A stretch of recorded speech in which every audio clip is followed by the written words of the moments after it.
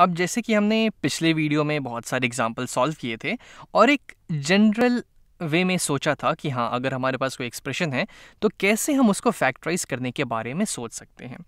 अब यहाँ पे चलिए कुछ और एग्जाम्पल्स ट्राई करते हैं। जैसे कि मान लीजिए मेरे पास है कुछ यहाँ पे 7x² माइनस 63, इसको मुझे फैक्टराइज करना है। तो अपना पहला फंडा तो यही है कि अगर मुझे कुछ कॉमन दिख रहा है तो मैं उसको बाहर करूँगा। यहाँ पे है 7 और x² और 63 7 का मल्टीपल है, 7 9 जा 63 होता है। तो इसको मैं लिख सकता हूँ 7x² माइनस 7 टाइम्स 9। तो अब दोनों से मैं 7 को बाहर कर लेता हूँ, तो 7 बाहर आ जाएगा, अंदर बच जाएगा x² माइनस 9। अब ये x² माइनस 9, इसको अगर अब मैं ध्यान से देखूं तो ये क्या है, ये है x का होल स्क्वायर, ये 9 क्या है, ये है 3 का होल स्क्वायर, और बीच में तो ये नेगेटिव साइन है ही। तो ये x² माइनस 3² हो गया, यानी ये तो दो स्क्वायर का डिफरेंस हो गया। और हमें पता है, हमने जो वो पढ़ा था पिछले वीडियोस में कि a minus B times a plus B, अगर मैं इनको आपस में मल्टीप्लाई करूं तो ये हमें क्या रिजल्ट देगा, a² माइनस b²। ऐसा इसलिए क्योंकि जब मैं इस a को इस पूरे a प्लस बी से मल्टीप्लाई करूंगा तो हमें क्या मिल जाएगा, पहले a times a plus B, फिर मैं इस नेगेटिव b को पूरे से मल्टीप्लाई करूंगा a प्लस बी के साथ, तो हमें यहाँ पे मिल जाएगा a टाइम्स a यानी कि a², a टाइम्स b यानी कि positive A B, negative b times a यानी कि नेगेटिव ए बी, और नेगेटिव b टाइम्स b यानी कि नेगेटिव b²। अब ये दोनों आपस में कैंसिल आउट हो जाएंगे, जिसकी वजह से हमारे पास सिर्फ a² माइनस b² बच जाएगा। तो अब हमको सेम फॉर्मेट यहाँ दिख रहा है, यानी कि इसका जो फैक्टराइज्ड फॉर्म होगा वो हो जाएगा x plus 3 times x minus 3। इसको एक्चुअली में इसके पीछे एक और कारण आप इसको सोच सकते हैं, एक्चुअली में ये समझने के लिए तो ये काफ़ी है। लेकिन अगर मैं इस x² माइनस 9 की बात करूं तो इसको क्या मैं ऐसे लिख सकता हूं, x² प्लस 0x माइनस 9, क्योंकि 0 टाइम्स x 0 ही है, या एक्चुअली में x² माइनस 9 ही लिखा हुआ है। अब हम क्या करते हैं, यहाँ पे ग्रुपिंग वाला थोड़ा फंडा लगाते हैं। जैसे कि मान लीजिए मैं दो नंबर्स यहाँ पे मुझे चाहिए जिनका जो प्रोडक्ट है वो इस नेगेटिव 9 के बराबर हो, ठीक है, और जो इनका सम है a प्लस बी वो इस 0 के बराबर हो, जो कि x का कोफिशिएंट है। अब हमको ऐसे दो नंबर्स ढूंढने हैं यहाँ पे। अब चूंकि a और b का प्रोडक्ट नेगेटिव है तो इन दोनों में से किसी एक को नेगेटिव ज़रूर होना पड़ेगा। 9 के फैक्टर्स क्या क्या हो जाएंगे, 1 टाइम्स 9 या तो हम ले सकते हैं, या तो 3 टाइम्स 3 ले सकते हैं। तो चूंकि इसको नेगेटिव करना है तो हम इस वाले की बात करें यहाँ पे, क्योंकि अगर मैं पहले वाले की बात नहीं कर सकता, अगर मैं -1 और 9 ले लूँ तो ये तो कभी 0 होगा ही नहीं। 1 और -9 ले लूँ, उनको भी ऐड करूँगा तो कभी 0 नहीं मिलेगा। लेकिन हाँ, अगर मैं 3 टाइम्स 3 लेता हूँ तो इसका प्रोडक्ट तो 9 होगा, तो उसको ठीक करने के लिए मैं -3 को 3 से मल्टीप्लाई कर देता हूँ। हाँ, अब सही है, -3 टाइम्स 3 -9, और अगर मैं -3 में +3 जोड़ दूँ तो मुझे 0 मिल जाएगा, यानी कि a की वैल्यू हो जाएगी -3, b की वैल्यू हो जाएगी +3। तो अब इसके अकॉर्डिंग हम इसको यहाँ पे स्प्लिट कर देते हैं, तो हमें यहाँ पे मिल जाएगा x² -3x plus 3x minus 9। अब चाहे तो प्लस 3x को पहले लिख सकते थे, उससे कुछ फ़र्क पड़ेगा नहीं, हमारे फैक्टर्स अल्टीमेटली सेम ही आएंगे। तो यहाँ पे आ जाएगा मेरे पास x times x minus 3 plus 3, यहाँ से कॉमन निकालेंगे तो x माइनस 3 यहाँ पे बच जाएगा। फाइनली हमें मिल जाएगा x माइनस 3 हम दोनों में से बाहर निकाल सकते हैं, x minus 3 times x plus 3, ये x और ये प्लस 3।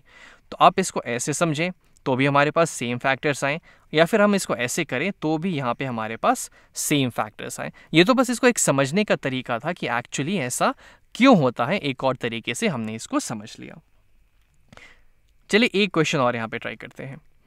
एक क्वेश्चन और यहाँ पे देखें, जैसे कि मान लीजिए मेरे पास एक कुछ 2x² प्लस 7x प्लस 3, इसको मुझे यहाँ पे फैक्टराइज करना है।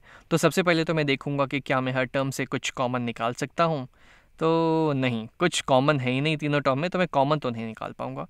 पैटर्न की बात करूँ तो क्या ये a प्लस बी का होल स्क्वायर या a माइनस बी स्क्वायर के पैटर्न में है, तो वो भी नहीं लग रहा मुझे, क्योंकि ये है 2x², तो ये तो किसी प्रॉपर होल नंबर का स्क्वायर तो मुझे लग ही नहीं रहा है। ये x तो ठीक है, ये x का होल स्क्वायर हो जाएगा, लेकिन इस 2 का हम क्या करें, ये तो किसी नेचुरल या होल नंबर का स्क्वायर है ही नहीं। और साथ ही साथ यहाँ पे 3 सेम इसी के साथ भी हो जाएगा। ये 3 जो है ये भी किसी नेचुरल या होल नंबर का स्क्वायर नहीं दिख रहा मुझे। तो फिर हम a+b का होल स्क्वायर या फिर a-b का होल स्क्वायर के बारे में नहीं सोच सकते यहाँ पे। तो बस हम अपना बेसिक तरीका से शुरुआत करेंगे। यहाँ पे हम 2 नंबर्स ढूंढेंगे जिनका प्रोडक्ट जो है, एक सेकेंड इसको मैं मिटा लूँ पहले। मान लीजिए हमारे 2 नंबर से कुछ a और b, तो इनका जो प्रोडक्ट है वो इस 2 × 3 के बराबर होना चाहिए, यानी कि 6 के बराबर। और जो इनका सम है a+b, वो इस x का कोफिशिएंट 7 के बराबर होना चाहिए। तो ऐसे कौन से नंबर हो सकते हैं? तो चलिए 6 की फैक्टर्स से शुरुआत करते हैं। 1 × 6 6 होता है, 2 × 3 भी 6 होता है। तो अगर मुझे 7 चाहिए एडिशन में, तो 2 और 3 तो कभी नहीं दे सकते। हाँ, 1 और 6 ज़रूर दे सकते हैं यहाँ पे। अगर मैं यहाँ पे a को 1 रख दूँ, b को 6 रख दूँ, तो मुझे इनका सम 7 मिल जाएगा, यानी a हो गया 1, b हो गया 6। तो बस अब चलिए हम इसके मिडिल टर्म को ऐसे स्प्लिट कर लेते हैं। तो हमारे पास आ जाएगा 2x², बीच में हम यहाँ पे लिख देंगे +6x plus of 1 × x plus of 3। ये जो 7x है वो 6x + 1x के फॉर्म में हमने लिख दिया। अब आप 6x को पहले ले लें या फिर 1x को पहले लिख लें, एक ही बात है, ठीक है। अब हम इसके पहले दोनों टर्म में से कॉमन निकालने का कोशिश करते हैं कि इन दोनों टर्म में क्या कॉमन है। तो यहाँ पे 2 दोनों का फैक्टर है, x भी दोनों में है, तो हम यहाँ से बड़े आराम से 2x निकाल सकते हैं। अंदर क्या बच जाएगा, एक x यहाँ पे बच गया। एक्चुअली इसको हम सेम कलर से शो कर देते हैं। एक x यहाँ पे बच गया, प्लस 2x हमने निकाल लिया तो x तो जा ही चुका है। अंदर यहाँ पे 2 × 3 होता है 6, तो 3 यहाँ पे बच जाएगा। तो ये हमारे पास आ गया x + 3। यहाँ पे अगर हम बात करें तो यहाँ पे तो कुछ कॉमन नहीं है। चाहे तो आप +1 निकाल सकते हैं, तो क्योंकि +1 तो हमेशा फैक्टर होगा ही, तो हमने यहाँ से +1 बाहर कर लिया, +1। तो अगर +1 निकाले या ना निकाले एक ही बात है, अंदर तो सेम ही चीज़ रह जाएगी। अंदर ये x जो का त्यो रह जाएगा 1 × 6 या फिर x कह लें, प्लस ये 3 भी जो का त्यो रह जाएगा +3। ये यहाँ पे आ गया। अब अगर मैं इन दोनों टर्म्स को ध्यान से देखूं तो यहाँ भी है मेरे पास x + 3 और यहाँ भी है मेरे पास x + 3। तो अब मैं दोनों को बाहर कर सकता हूँ। तो अब मेरे पास यहाँ पे आ जाएगा x + 3। जैसे ही बाहर होगा तो यहाँ पे मैं लिख देता हूँ x + 3, यहाँ पे आ गया ये बाहर। और अंदर अब मेरे पास बच जाएगा ये 2x और +1। तो ये हो जाएगा इस दिए हुए एक्सप्रेशन का फैक्टराइज्ड फॉर्म। कहाँ गया वो एक्सप्रेशन?